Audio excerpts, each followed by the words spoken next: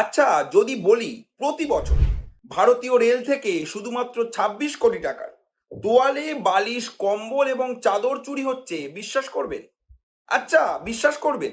যদি বলি কোনো চোরেদের দল নয়, কোনো ডাকাতদের গ্যাং নয়, কোনো গরিব দুঃখী নয়, কোনো খেটে খাওয়া দিন মজুরেরাও নয়, এই চুরি করছে স্যুট বুট পরিহিত ছাপোষা ভদ্রলোকেরা, যারা ট্রেনের third class AC, second class AC এবং ফার্স্ট ক্লাস এসিতে যাতায়াত করে। কি অবাক হচ্ছেন? বিশ্বাস করতে পারছেন না নিজের কানকে? কিন্তু অবাক হলেও, বিশ্বাস করতে না পারলেও, এগুলো একদম খাঁটি সত্যি কথা। কারণ আরটিআই এর রিপোর্ট বলছে গত 4 বছরে ভারতীয় রেল থেকে চুরি হয়ে গিয়েছে প্রায় 1,27,00,000 তোয়ালে, বালিশ, কম্বল, চাদর এবং অন্যান্য সামগ্রী। আর এই সামগ্রীর দামগুলো যদি যোগ করা যায়, তাহলে সেই সংখ্যাটা দিয়ে একটা গোটা বন্দে ভারত ট্রেন কেনা হয়ে যাবে। যার ফলে প্রশ্ন উঠছে যে কত টাকার চুরি হয়েছে, যার ফলে একটা গোটা বন্দে ভারত ট্রেন হয়ে যাবে। প্রশ্ন উঠছে শুধুমাত্র কি ছাপোষা ভদ্র লোকেরাই এই চুরি করছে, নাকি অন্য কারোর গাফিলতিতেও এটা হচ্ছে? প্রশ্ন উঠছে কি করে এই চুরির তথ্য সামনে এলো? প্রশ্ন উঠছে রেল কর্তৃপক্ষ কেন কোনো ব্যবস্থা নিচ্ছে না? আজকের এই ভিডিওতে আমরা এই সমস্ত প্রশ্নের উত্তর এক এক করে তুলে ধরবো আপনাদের সামনে। জানাবো কিভাবে ভারতীয়দের ওপর তোয়ালে চুরির অভিযোগ উঠছে। তাই অবশ্যই এই ভিডিওটি ধৈর্য ধরে শেষ পর্যন্ত দেখতে ভুলবেন না। চলুন শুরু করা যাক। ভিডিও শুরুতেই আপনাদের জানিয়ে দেব এই তথ্য কোথা থেকে উঠে এলো, এই তথ্য কিভাবে সবার সামনে এলো। ইন্ডিয়ান এক্সপ্রেস নামে একটি সংবাদ মাধ্যম রয়েছে। আশা করছি আপনারা অনেকেই সেই সংবাদ মাধ্যমের নাম জানেন এবং সেখান থেকে হয়তো সংবাদ পড়েন। সেই ইন্ডিয়ান এক্সপ্রেস আমাদের দেশে যতগুলো রেলওয়ে ডিভিশন রয়েছে, 69টা, সেখানে সেই সম্পর্কে একটি আরটিআই করেছিল। জানতে চেয়েছিল তার সমস্ত আপডেট, সেগুলো কেমনভাবে রান করছে, তার বিভিন্ন তথ্য। সেই 69টা রেলওয়ে ডিভিশনের মধ্যে থেকে 54টা ডিভিশনের রিপোর্ট সামনে এসেছে। আর 54টা ডিভিশন থেকে এমন রিপোর্ট সামনে এসেছে যা শুনলে আপনি চমকে উঠবেন, হয়তো বিষম খেয়ে যেতে পারেন। ভাবুন, 15টা ডিভিশনের রিপোর্ট এখনো আসেনি, 54টা ডিভিশনের রিপোর্ট চলে এসছে। সেই রিপোর্ট কি বলছেন জানেন? সেই রিপোর্ট বলছে 2022 থেকে 2026 সালের মধ্যে ভারতীয় রেলের এসি কোচ থেকে হারিয়ে গিয়েছে লক্ষ লক্ষ চাদর, তোয়ালে, কম্বল, বালিশ, বালিশের কভার। সব মিলিয়ে সংখ্যাটা দাঁড়িয়েছে 1,27,00,000-এরও বেশি। আর এই হারিয়ে যাওয়া জিনিসগুলোর মূল্য যদি যোগ করা যায়, তাহলে তার পরিমাণটা হলো 104 কোটিরও বেশি। আর একটা গোটা বন্দে ভারত ট্রেনের দাম 106 কোটি টাকা। জানা যাচ্ছে আরো বড় সড়ো জিনিস এবং মজাদারও বটে। এই যে চুরি করা সামগ্রী, এগুলোর আবার একটা পরিসংখ্যান বার করা হয়েছে। সেই পরিসংখ্যান বলছে 2022 থেকে 2025-এ এই চুরি ক্রমাগত বেড়েছে 56%। এবং এই চুরির তালিকাটাও বেশ চমকপ্রদ। সেখানে প্রথম স্থানে কোনো একটা সামগ্রী রয়েছে, আবার দ্বিতীয় স্থানে কোনো একটা সামগ্রী। পরিসংখ্যান বলছে যে সব থেকে বেশি চুরি হয়েছে তোয়ালে, কারণ তোয়ালে নাকি খুব সহজেই নিয়ে চলে যাওয়া যায়। দ্বিতীয় স্থানে রয়েছে বালিশের কভার, সেটাও একই রকম ভাবে খুব সহজেই মুড়ে মারে ব্যাগে কিংবা পকেটে ঢুকিয়ে নেওয়া যায়। এর পরে রয়েছে কম্বল এবং তারপর যথাক্রমে বালিশের স্থান।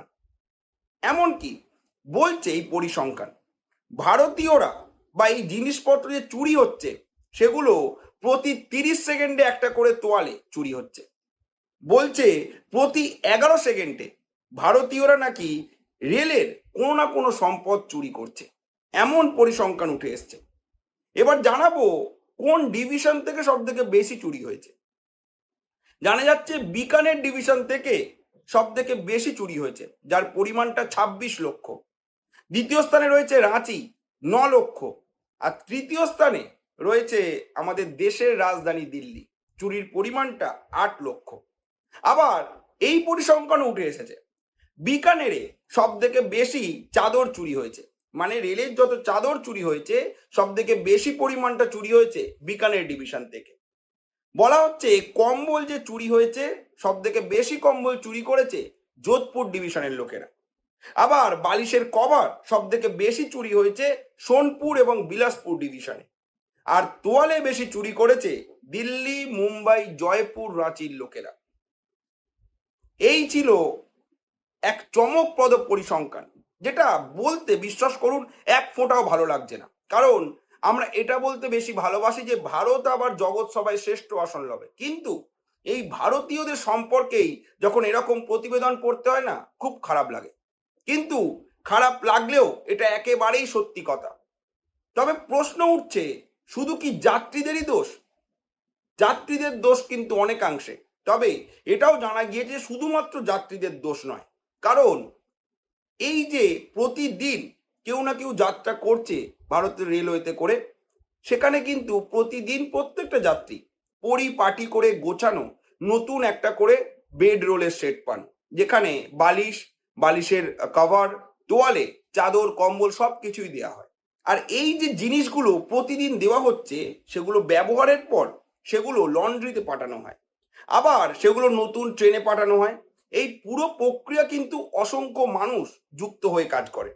একটা ধরুন প্যাকেট দেখবেন, একটা করে ব্রাউন প্যাকেটে দেওয়া হয় সব কিছুই, বালিশের কভার, চাদর, কম্বল আলাদা করে দেওয়া থাকে, বালিশ, এইগুলো একাধিকবার হাত বদল হয়।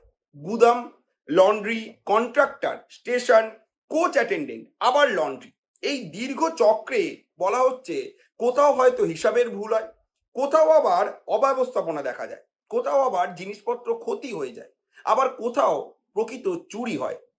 এইভাবেই বহু সময় দেখা যায় যে হয়তো জিনিসপত্র ক্ষতি হয়ে গিয়েছে কিংবা এদিক ওদিক হয়ে গিয়েছে। তবে বেশিরভাগ সময়টা দেখা যাচ্ছে সত্যিকারের কেউ না কেউ একটা তোয়ালে কিংবা একটা বালিশের কভার নিজের ব্যাগে হোক কিংবা পকেটে হোক নিয়ে ট্রেন থেকে নেমে বাড়ি চলে গিয়েছে।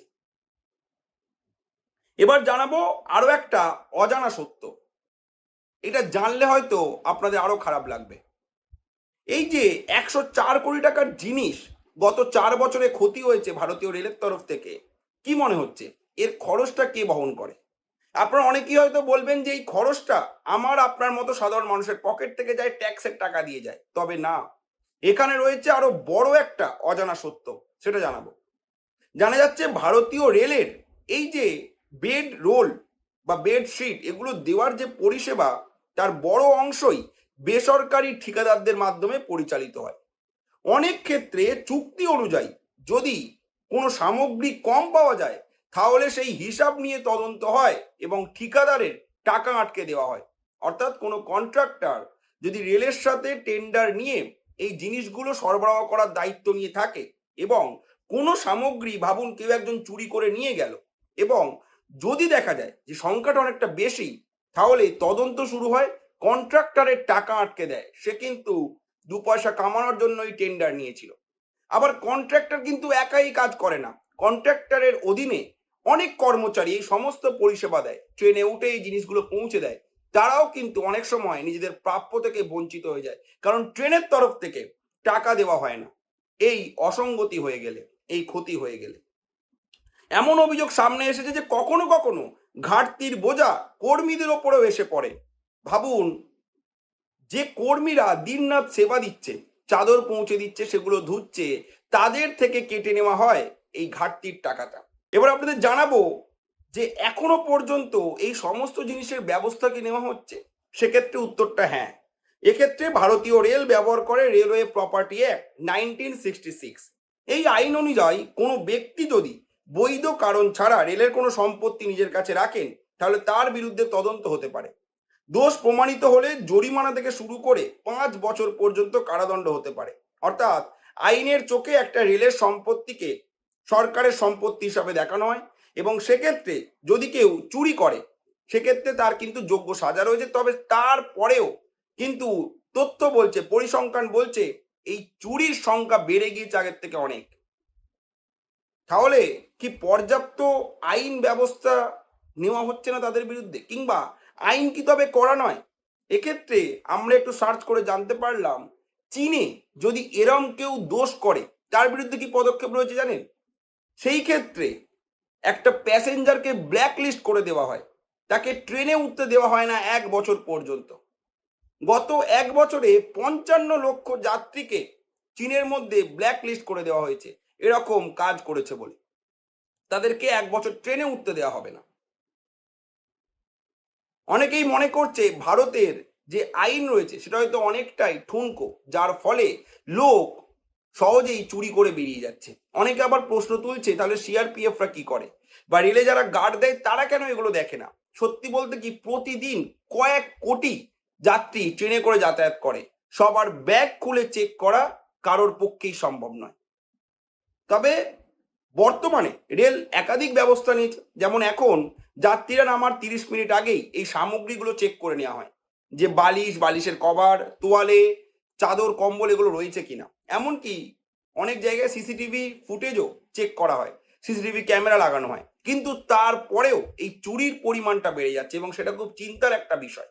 প্রশ্নটা হচ্ছে, আমরা কি এই ভারতটাকে, আমাদের দেশটাকে আরো বেটার একটা জায়গায় নিয়ে যেতে পারি না? প্রশ্ন উঠছে আমার আপনার মতো সাধারণ যাত্রীদের ওপরে, যাদের সামনে এই সমস্ত ঘটনা ঘটছে, যারা এই সমস্ত জিনিস দেখেও হয়তো আমরা চুপ করে থাকি। আপনার কি মনে হয়, রেলের ব্যবস্থা আরো করা হওয়া উচিত, নাকি এই স্যুট বুট পরা ছাপোষা ভদ্রলোকেদের সাবধান হওয়া উচিত? জানাতে ভুলবেন না আপনাদের মতামত কমেন্ট করে। আর অবশ্যই যদি আপনারা এরকম আরো ভিডিও দেখতে চান, এরকম আরো বিষয় জানতে চান, তাহলে কিন্তু ফলো এবং সাবস্ক্রাইব করতে হবে আমাদের এই চ্যানেলটিকে। ধন্যবাদ।